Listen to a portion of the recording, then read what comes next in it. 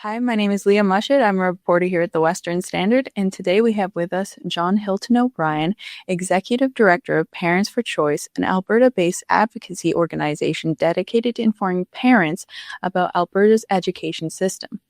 Today, John is going to comment on the recent report by the Parkland Institute, which is talking about challenging parental rights, as well as the book ban that has been put in place in Alberta schools. So, John, today, why don't we start out by discussing the book ban? You tell us more about that. So let's start at the beginning. A dozen years ago, parents came to us with concerns about books in their children's schools. So we raised some alarms about it. We tried to talk to ministers and so forth, and school officials told us they weren't there. Turns out this was false. Parents finally ran what we kind of call an intelligence operation, and they got into school catalogs and pulled call numbers. And that happening last year is what convinced the minister to investigate and then to act. So right now what's happening is Edmonton Public Schools has been cosplaying as the rebel alliance against the government's empire.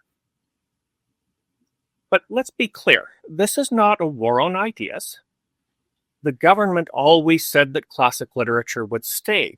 If you read the original order, it specifically exempted any cases where sexual activity was implied but not clearly described. And so EPSB had no call ban any of the books they did. But today, with the government's announcement yesterday and the revised order, what's being removed is specifically graphic sexual imagery. Child abuse, penetration, sex toys. No reasonable person thinks kids need that in a school library. Just the same, I had an interview last week where a librarian, or someone from the Library Association, was defending having these books in schools. So that's been kind of entertaining. But this morning I had an interview on Chad where the interviewer told me I was just an activist, so I shouldn't have a say by implication. So what gives here? Whether I'm an activist or a professor doesn't change the facts. Parents produced catalog call numbers after 12 years of denial. That evidence is why the minister acted. Truth doesn't depend on job titles. And professionals, like librarians, real professionals know their limits. They inform and they advise parents. They do not overrule them. So why exactly are left-wing media and activists starting to make this about me? Who I am has no bearing on whether sexualized material exists in school libraries or whether we should protect kids from it. The catalog numbers tell the story. The research studies that I've cited tell the story. Facts don't change depending on who says them. So what is going on here? Well, last Wednesday, Parkland Institute issued a report about who is really behind parental rights.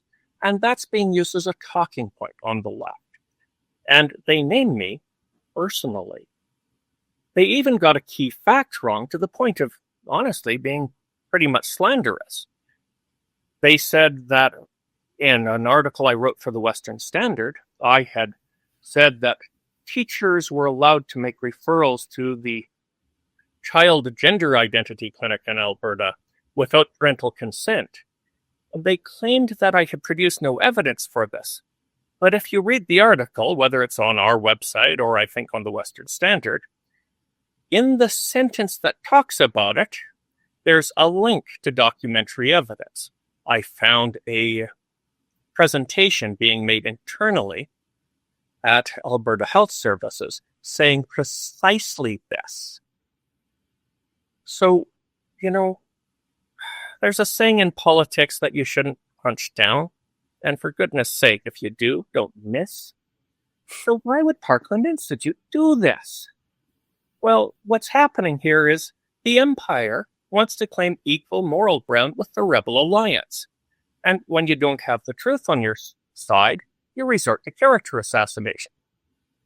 But look, Parkland is not a neutral think tank. it does not disclose who their donors are. They don't disclose what their budget is. And the reason for this is that they operate as part of the University of Alberta's $574 million research umbrella. At the same time, they hide their own budget. Now, its board does include some professors, but it does something that no other think tank does, or at least none attached to a university. They have reserved seats for the major public sector unions. AUPE, AFL, ATA, Health Sciences Union, United Nurses of Alberta.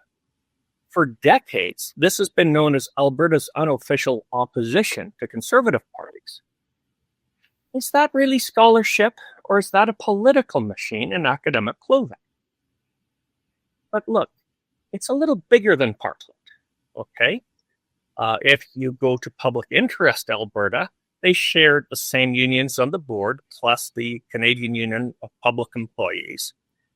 And these unions that are on the board of this organization spent a lot of money during the last election as third-party advertisers. During the last trustee election. The ATA alone, the Alberta Teachers Association, spent $1.1 million as a political third-party advertiser. When you add up the spending from these unions, $2.7 million was done officially at the provincial level in 2021, and $1.7 million was done specifically as a campaign advertiser during the municipal election. A PAC called Calgary's Future was funded to the tune of almost $2 million by CUPE, and they endorsed spots on every seat on Calgary City Council and every seat on the Public School Board. They're not alone in this. In Edmonton, the Labour Council endorsed 8 candidates for, I think it was for trustee, and 5 of those won. The net result is that both city boards are effectively captured by union-backed slates. And we're talking $2.5 billion in education budgets. This is not the rebels versus the empire. That's a machine running billion-dollar boards. So what I'm telling you is that the board of the Parkland Institute is the empire. They are not the rebels. And EPSB is part of that discussion on their side. So this election, the ATA announced that they're going even further. The government has tried to tamp this down a little bit by announcing restrictions on third-party advertisers. But the first job of any campaign manager is apparently to get around spending limits and so forth. So last March, they declared war with their Stand for Education campaign. I'm not sure if they're buying TV or radio ads, but we are starting to see lawn signs from the ATA, at least in Calgary, and we expect to see the full blitz. They have their own candidate website that they refer people to. They're putting up ATA lawn signs. They're also handing out an 88-page campaign handbook, very professionally written, probably cost a substantial amount of money, and it would do credit to either UCP or the NDP during a provincial campaign. And they're giving that out to their people for free. It gives step-by-step instructions on messaging, canvassing, organizing, and tells ATA locals how to get involved. It's not a union helping members. This is a parallel political party trying to capture school boards or keep the control they already have. And when I say that during the last election, unions spent $4.4 million at the trustee level, admittedly as political advertisers mostly, rather than direct election campaign advertisers, I'd like to remind you for scale that during the last provincial election, UCP only spent $4.2 million. So the union spending during the course of the last school board elections was bigger than a winning provincial election campaign. So the APA's agenda is not neutral. They open a campaign only for so-called public schools. They leave out Catholic boards. They leave out independent schools, and they leave out homeschoolers. Why? Because if they close down the alternatives, they can force every teacher from the independent schools and homeschoolers to pay ATA dues. And they have a political ally with the Public School Boards Association of Alberta. Right? They're aligned on that. They fold in SOGI 123 activism, promising to mobilize opposition to government policies. And their tactics cross the line, right? An ATA staffer personally phoned Canyon Meadows Cinema last year to cancel a UCP event, to cancel their ATA event because they said the cinema had dared to host an event by a UCP constituency association. They went to the extent of calling the UCP a hate group. This is not education advocacy. This is political warfare. Now, compare that with transfer choice in education. We really are grassroots. We've trained about 300 parents, community members, and potential trustees. We don't have a multi-million budget. We don't have a free campaign manual. We're not providing lawn signs from HQ. When we provide a service, we charge for it so that there's no even appearance of collusion. If we train people, they'll pay a fee to take our workshop. It's not done for free. And what we see here is ordinary people stepping up. It's not driven by big money from somewheres. We're run by tiny, tiny donations from ordinary people. It's like we're looking at David and Goliath here, and Goliath is pointing at David before the battle and yelling, "He's too tall." So what's the bottom line here? When you draw a government paycheck, you are not Luke Skywalker. You are a stormtrooper. And if you are like the Parkland Institute, you probably have the same aim from the looks of it. Parents are the citizens here. They're the ones paying the bills, they're the ones raising the kids, and they deserve a say. Trustee elections are coming next month, and I hope that parents will ask every candidate one single question. Will you keep sexualized books on school shelves, or will you stand with parents? Beyond that, we are sending out a survey to every trustee candidate, and we will be asking everyone possible to answer 10 simple questions that will help parents get a better sense of where they stand on things. So I think that's, as Forrest Gump said, all I've got to say about that. Okay, well, that's pretty interesting. That covered some of my questions on the report, definitely, because you're basically saying it's kind of all connected, and trustees have like a big fund for like keeping things going in the direction they want to go with like the ATA, with all of that. So I guess my question also, because the report itself was called, what was it called? Challenging Independent Education? Challenging Parental Rights. Oh, my bad. Okay. Yeah, so challenging but I'm just confused. I don't know if you can explain this to me. Why do they want to challenge parental rights so badly? Like, it's their kids. I just don't get it. Like, well, yeah. It's not about parents. It's not about voters.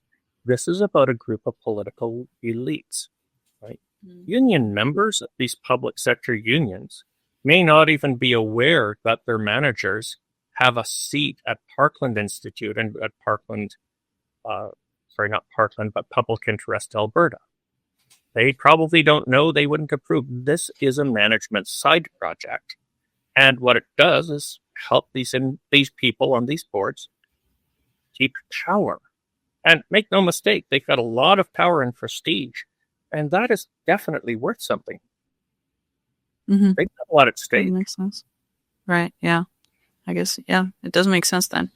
So the key difference between now and last time is that the province is trying to rein in spending by third-party advocacy groups, right? Mm. They want to restrict it to $5,000, and they're trying to say, no, every local doesn't get to spend $5,000 as a third-party advertiser. Your whole union gets to spend $5,000. And right now, these guys are trying to find a way around that. And this is one of the ways they're doing it. So consider that report. That report was prepared for the Parkland Institute by the research director for a group called Support Our Students. They're an activist group on the left, and they push for very progressive agendas. But what's happened is Parkland Institute may have paid the money to produce the report, possibly more than you would think reasonable. We will never know because their reporting is completely opaque. There is no way to access that information. However, that would fund Support Our Students, so that would get money into the hands of an activist group. That's one more group to spend $5,000 as a third-party advertiser, and that's one more group that can donate money to candidates. Wow. So well, you're seeing workarounds here. yeah, well, definitely. Well, okay. Other than that, I guess also in the Parkland Institute report, they were talking about how your organization, they said you're trying to influence public education by approach school trustee workshops that you guys do. Yeah. So why don't you tell us more about these workshops? Like, what do they entail, and how is it going to help like parents and students and like school boards and stuff? So we are planning to do another workshop in Calgary towards the end of this month, but we have already been running workshops for the last 4 years. Part of the reason why the unions are worried is that we did this for the first time during the last school board elections. Out of the people we trained, 12 people ran for office, and 4 of those apparently got their seats. Since then, we've trained over 300 people. So we could look forward to more independent-minded people getting seats. Not all of the people that we train are necessarily conservative. We train whoever comes in the door because, simply put, having a healthy political process at the school board level would be a wonderful thing. Because right now, most of us don't know who's running, and more than half of us don't know who our local school board trustee is. We would like to fix this. But to the union, this is a terrible threat to their control. When I say that those school boards control $2.5 million in spending, if you can get a friendly superintendent installed at one, if you can get policies that favor hiring your own people in administrative positions, that's a key bit of political patronage. And so there's a lot on the line here. $2.5 million, just the leavings from that, involve a considerable amount of power.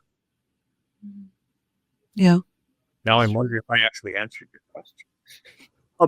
No, I don't think So what are the workshops?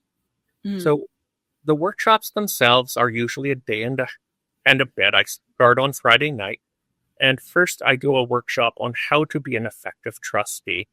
And I'm covering things like how to avoid groupthink, how to get through interpersonal issues, how to work with a work plan, and how to actually get things done. It's good advice for anybody on any board, honestly, and it's hard learned from me being on far too many boards, eked out with the fact that I was trained as a social worker, and all of those group work classes come in really handy. Saturday morning, or early Saturday afternoon, if we're trying to jam this into a single day, we cover the nuts and bolts of campaigning. How is it actually done? Concrete examples, right? Occasionally a role play if we have time. So all the things you need to know about how to do the acts of campaigning. Because strangely, not a lot of people actually understand them. Then in the afternoon or late afternoon and early evening, if we're jamming it into a single day, we talk about messaging and issues. We talk about things like, how many issues do you actually get to talk about? How are those connected to what you can actually do as a trustee? How do you turn this into statecraft rather than mere politicking? And then we talk about how you pick issues that reflect your agenda and how you go about choosing them. So we go through possible issues at different levels, and we perhaps do a little role playing or a team trying to figure out what to run on. Because after all, school board trustees and municipal councillors have to pick their own issues. They're not chosen by any party. So that's pretty much the whole workshop. We have written a textbook for it that comes as part of signing up for the workshop. We have generally positive reviews from the workshop. People praise it. And we do it as a straight through consistent thing. So you've got a clear idea of what you're enlisting for. But here's the key problem, Leah, and this is what we're really trying to address.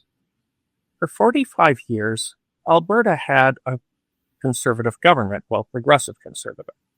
And we got used to the idea that politics was taken care of, so we didn't need to worry about it. And we got out of the habit of doing competitive campaigns. And what's happened with unions and progressives taking over our school boards and making such an effective bid for provincial government is that conservatives aren't very good at campaigning. When I started on the original board of the Wild Rose Party and we went into our first election, I found out that none of us had actually had a meaningful role in an election. Those who had been board members and hadn't done any actual campaigning. So I set about trying to change that. What we want people to do is start treating politics as a hobby. This is not the most important election ever. You don't go for this election and then never again. You have to plan to be involved more than once. Treat it like a hobby, like fishing or boxing. And you train, you get your original equipment, you try it out, you get your feet wet a little, you come back, you get a little more training, and you try it again. Mm-hmm. That's what we need to do for conservatives to be effective in political campaigns. And that's a culture shift that we're trying to accomplish here. Because when that happens, parents have a more meaningful voice in politics and deciding what's happening at those schools, at the levels those decisions are made. Well, thank you very much, John. I feel like it was very informative. I really appreciate you going into more detail on like the Parkland Institute, what it actually means, why they're writing the report to begin with. Yeah, I really appreciate it a lot. And sorry, is there something you want to say? Go ahead. This was very, very long. I'm not sure if you'll be able to use all of it. But if you need to ask any questions while you're constructing the story, I'll be happy to hop on a brief call like this. Okay, yeah, no problem. I feel like maybe I'll just because you said you wanted to send a survey, so maybe I'll link it in the article as well. You're still constructing it. It won't really be done. It won't be complete probably until the last day to declare as a candidate, which is something like the 19th. Oh, the 19th? Okay. We will be starting to send it out as we go. If people want to help make that survey come, they could send an email to us at admin@parentchoice.ca. Okay. Yeah. Okay. Then we'll just do that. We'll tell them about that. Maybe link it either in the YouTube description or in the article. Yeah. That would be great. Sweet. Okay, well, thanks again. And if you guys enjoyed this video, then you can subscribe to the Western Standard YouTube channel, as well as check out our website at Western Standard, where you can subscribe for $10 a month. Yeah, that's all we have for you guys today. So thank you very much, and bye-bye. Thank you, Leah.